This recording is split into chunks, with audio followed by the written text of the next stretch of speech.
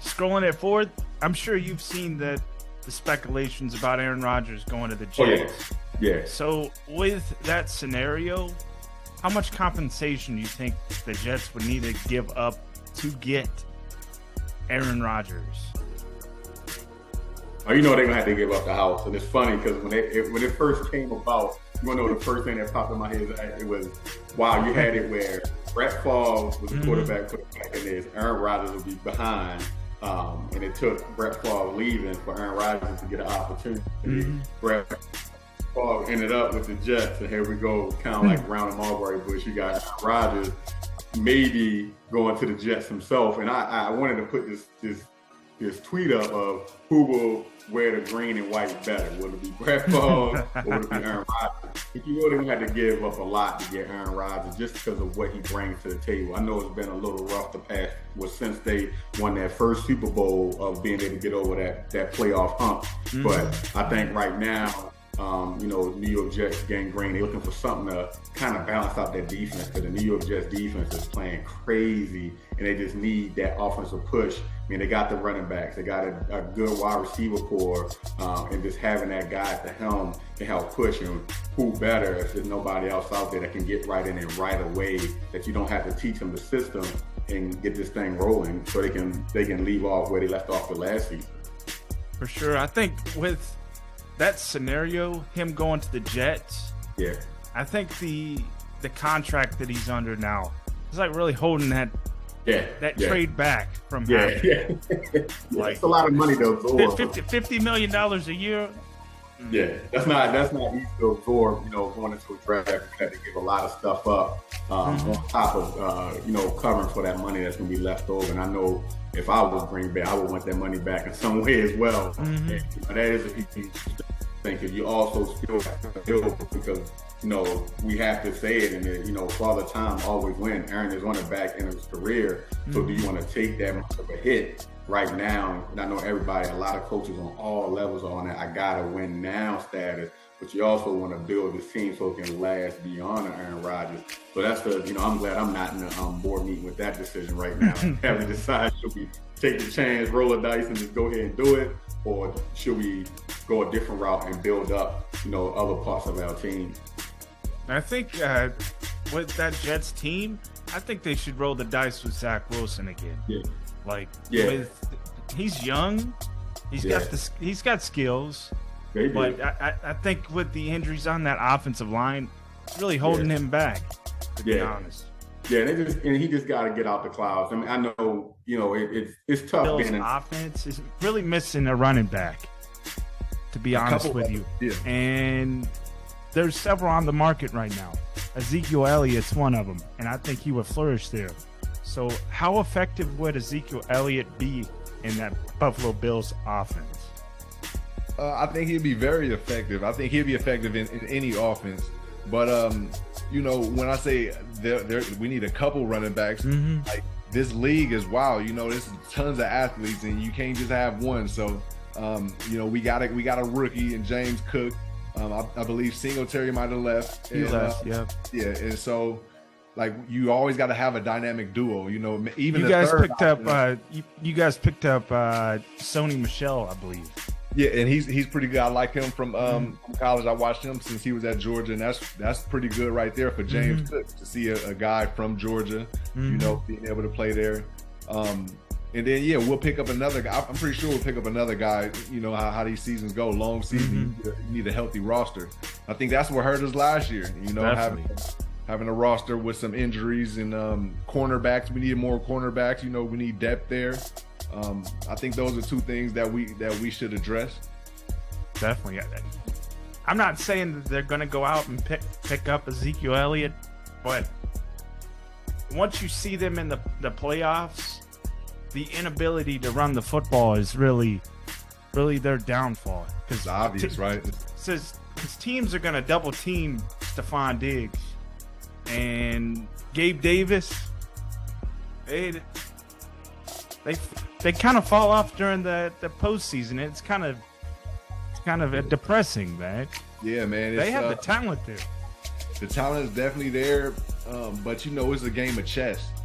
Throughout the season, it's just checkers. I can put this here, do this, But when you rolling, it's like, dang, okay, how could you really tell his machine to get any better, until you run into somebody that's, been there 30 times also, you know what I mean? And they know how to lock down certain things and only leave certain cushions for this person. So it's like, you got to have a full roster at the end of the day, because guys like Von Miller, he's an X factor, not just because of the abilities, but because of the knowledge and the intel.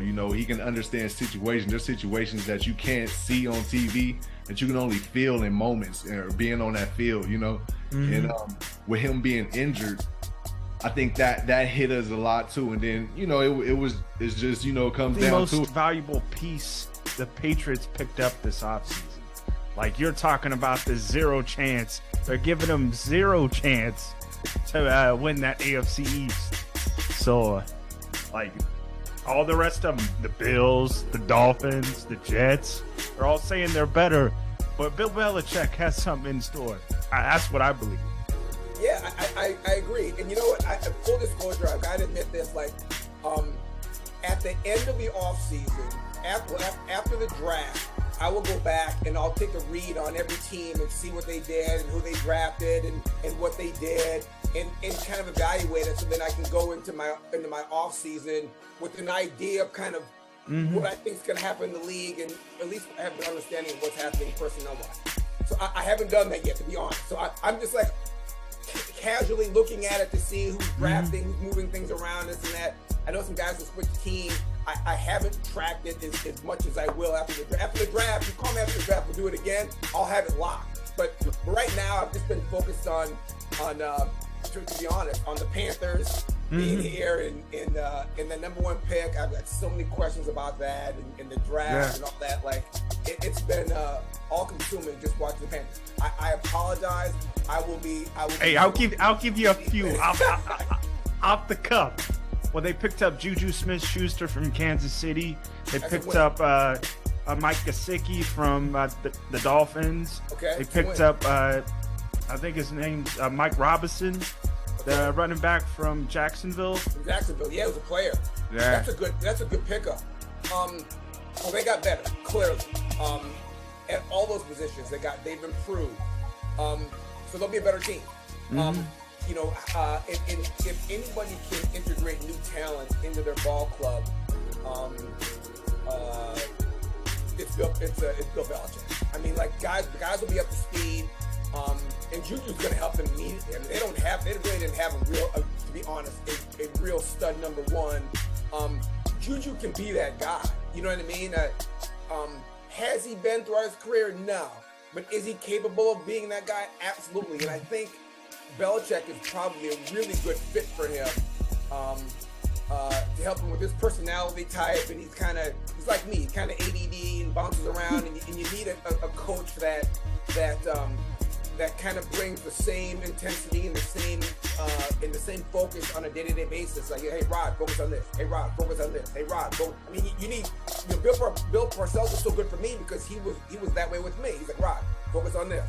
Rod, focus on this. Rod, and it kept me in line. Otherwise, So Juju's the same way. He's hyper, and Belichick will be really a good fit for him. Did he sign a long-term deal? Did they get him for like 3 or 4 years? A 3-year deal. Yeah, okay. It's the same. It's the same. It's the same deal Jacoby Myers got from the Raiders. Yeah. 3-year, $33 million deal. Yeah. I mean, like, so now he's comfortable. He's gonna have enough to retire, and all that. So now he can just work on being a great football player. You know what I mean? He doesn't have to worry about money anymore. Like, yeah, would it be great to sign another deal for 5 years, $130 million? Sure, but like, $300 million, you're gonna be okay. Right now, you can work on. Now we can focus on being a football player, 100%. Not bouncing around anymore. He's with New England. They're gonna win games. They're gonna be a good football team.